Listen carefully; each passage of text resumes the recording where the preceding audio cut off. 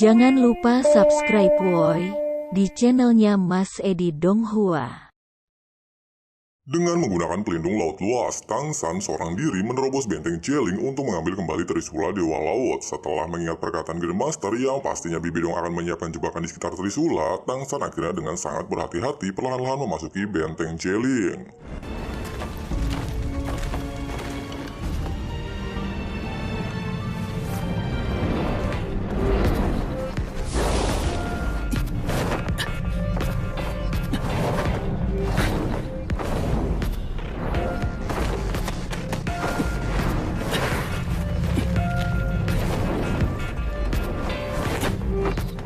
Tapi siapa sangka ketika Tangsan sudah mencapai jarak yang tepat untuk bisa menggunakan teknik cakar naga dan 6 mantra sekte Tang demi meraih Trisula. Tiba-tiba dia dikejutkan dengan sebuah tombak yang melesat ke arahnya. Edan. Menyadari keberadaannya diketahui oleh Bibidong jelas saja membuat Tangsan terkejut. Pasalnya tidak ada satu orang pun yang bisa mengetahuinya ketika dia menggunakan pelindung laut luas. Nah, ternyata di pihak Kekaisaran Wuhun memiliki seorang Penghau Dolo yang bisa menyalurkan kekuatan mentalnya kepada orang lain. Nah, inilah yang membuat Bibidong mampu meningkatkan kekuatan mentalnya untuk merasakan keberadaan Tangsan. Menyadari hal itu, Tangsan tidak ingin mengambil resiko yang lebih besar, sehingga dia memutuskan untuk mundur sejauh 2 km dari benteng. Meskipun Bibidong memiliki kekuatan level 99, namun Trisula Dewa Laut adalah senjata dewa yang tidak sembarang orang bisa menyentuhnya. Sehingga untuk sementara waktu senjata tersebut akan aman di tempat tersebut. Setelah menemukan lokasi yang tepat, Tangsan segera melakukan kultivasi untuk memulihkan kekuatan mentalnya. Meskipun dalam pertempuran sebelumnya, Tangsan berhasil ditekan oleh Bibidong dan menghabiskan sebagian besar kekuatan rohnya. Namun, kekuatan mental Tangsan masih melimpah ruah. Oleh sebab itu, setelah kekuatan mentalnya pulih, Tangsan segera memfokuskannya ke merek Trisula Dewa Laut di dahinya. Meskipun di tempat tersebut tidak ada hutan untuk mengaktifkan domain biru perak, namun jangan lupa Tangsan memiliki domain lain. Sehingga dia memfokuskan kekuatan mentalnya dan mengombinasikannya dengan domain Dewa Pembunuh.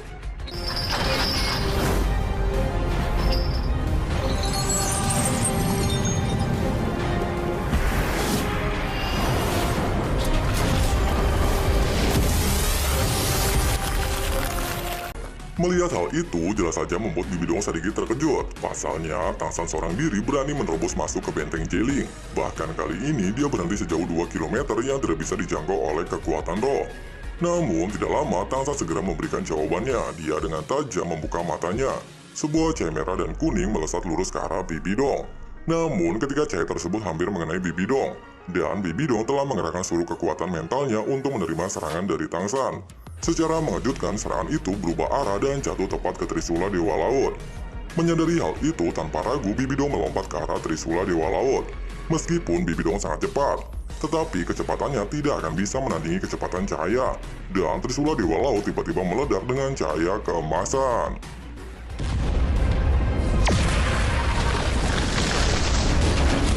Dalam ledakan tersebut, Bibidong terlempar ke tembok benteng Jeling pas. Pada dasarnya, ledakan Trisula Dewa Laut tidak hanya mengandung kekuatan mental Tangsan, namun secara bersamaan mengandung kekuatan surgawi.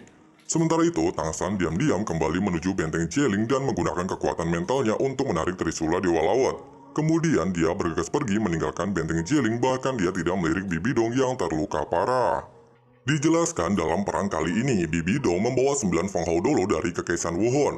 Huyan Zhen telah tewas di tangan Tangsan karena teknik tunggal Trisula Dewa Laut. Sedangkan Dolo Pedang Angin mengalami luka yang sangat parah. Sementara Dolo Beruang Iblis juga telah tewas ketika dilempar ke dalam serangan habis-habisan Bibidong dengan teknik teleportasi Xiaowu. Dan yang terakhir adalah Dolo Tombak Ular juga mengalami luka yang sangat parah setelah menerima serangan dari tombak penghancur Yang Wudi. Melihat jika Bibidong terlempar ke benteng Jeling, 5 Penghau Dolo yang tersisa bergegas membantunya. Namun sayangnya dengan kekuatan mereka saat ini tidak mungkin bagi mereka untuk menghentikan Tangsan.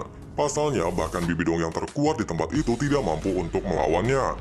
Singkat cerita, Tangsan akhirnya kembali berkumpul dengan 7 anggota timnya. Dia segera menghampiri Xiaowu dan memintanya untuk memberikan sedikit kekuatan rohnya. Pasalnya, setelah menggunakan teknik cahaya Dewa Ungu yang dikombinasikan dengan cahaya Dewa Laut dan domain Dewa Pembunuh membuatnya kehabisan kekuatan roh. Sementara itu, 200.000 tentara Tang yang melihat Tangsan berhasil mengambil Trisula Dewa Laut dari benteng Jeling bersorak gembira. Pasalnya, di mata mereka, Tangsan adalah sosok vital yang bisa membawa kerajaan Tiandou memenangkan perang kali ini. Dikarenakan kekuatan roh dan mentalnya sudah habis, Tang San tertidur selama 3 hari penuh di camp Tiando. Setelah tersadar, yang dilihat pertama kali oleh Tang San adalah rambut hitam milik Xiao Wu yang sedang tertidur pulas di sampingnya. Melihatnya, hati Tang San dipenuhi dengan perasaan bergairah. Kelelahan kekuatan mentalnya sudah hampir pulih, dan kekuatan rohnya pada dasarnya sudah pulih tanpa dia harus berkultivasi. Hal ini disebabkan karena Tang San telah mencapai level tertinggi dari keahlian surga misterius Sekte Tang. Diam-diam, Tang San memeluk Xiao Wu, serta mencium bibirnya dengan lembut. Ketika 4 bibir bertemu, tubuh Xiao Wu bergetar sedikit mengetahui apa yang dilakukan Tang San. Ketika keduanya sudah tidak bisa lagi menahan nafsu yang menggebu-gebu, suara teriakan Liu Erlong terdengar menuju ke arah tenda mereka, cangkrik. Mendengarkan suara itu, Tang San dan Xiao Wu bergegas berpisah satu sama lain dan seolah-olah tidak terjadi apapun. Melihat Tang San sudah terbangun membuat Liu Erlong merasa sangat lega dan meminta Tang San untuk tidak memikirkan medan perang. Pasalnya, Kekaisaran Wuhun saat ini telah menarik diri dan bersembunyi di benteng Jieling. Di sisi lain, Grandmaster dan para petinggi kerajaan Tiando kembali mengadakan sebuah rapat untuk membahas strategi serangan kedua demi menembus benteng Jieling. Tidak lama, Tang San bersama rekan-rekannya tiba di ruangan rapat. Kehadiran Tang San jelas saja membuat seluruh orang di tempat tersebut merasa sangat bahagia. Terlebih lagi Du Gubo yang menjadi orang pertama menghampiri Tang San. Setelah seluruh orang berkumpul, Grandmaster mengatakan meskipun pada perang pertama pihak mereka berhasil menekan Kekaisaran Wuhun, namun keadaan ini masih tidak menguntungkan bagi kerajaan Tiando. Pasalnya, pihak Kekaisaran Wuhun memiliki benteng Jieling untuk mereka gunakan bertahan, sementara pihak mereka hanya mengandalkan camp sementara. Oleh sebab itu, dalam rapat kali ini, Grandmaster meminta para petinggi untuk memikirkan cara menerobos benteng Jieling, atau menarik pasukan Kekaisaran Wuhun keluar benteng dan melakukan perang secara gerilya. Mendengarkan ucapan Grandmaster, seketika seluruh orang terdiam. Pasalnya, benteng Jieling adalah pertahanan yang sempurna, terlebih lagi Kekaisaran Wuhun memiliki balista yang membuat mereka semakin sulit untuk ditembus. Kemudian, Grandmaster bertanya kepada Ketua Ning Fengzi apakah dia memiliki sebuah saran. Tapi, Ning Fengzi hanya tersenyum dan mengatakan, jika saat ini Tang San telah pulih, sehingga lebih baik meminta pendapatnya terlebih dahulu yang memiliki posisi sebagai Raja Palu Biru Perak. Mendengarkan Ning Fengzi mengatakan hal itu, jelas saja membuat Grandmaster merasa sangat bahagia. Pasalnya, Tang San adalah kebanggaan terbesar dalam hidupnya. Mendengarkan jika Ning Fengzi menghormati Tang San benar-benar membuatnya tidak bisa menyembunyikan rasa bangganya. Nah, di episode 230 nantinya ada beberapa cerita tambahan. Terlihat ada seseorang misterius menggunakan jubah mendatangi Kaisar Xiu Beng dan menawarkan diri untuk bergabung dengan kerajaan Tiando. Pasti kalian berpikir kalau orang ini adalah Tang Ho kan? Tapi menurut Mimin dia bukan Tang Ho, melainkan salah satu anggota dari Sekte Naga Petir Biru. Kemungkinan dia adalah keponakan Grandmaster yang selamat pasca sektenya dihancurkan oleh Aula Wuhun saat itu, dan bertujuan untuk bergabung dengan kerajaan Tiando demi membalaskan dendamnya. Ini sih pendapat Mimin ya, karena dalam novelnya tidak ada. Tapi gimana pendapat kalian nih? Oke lah, sampai di sini dulu bocoran alur cerita episode 230-nya. Makasih sudah nonton sampai habis dan jangan lupa subscribe ya.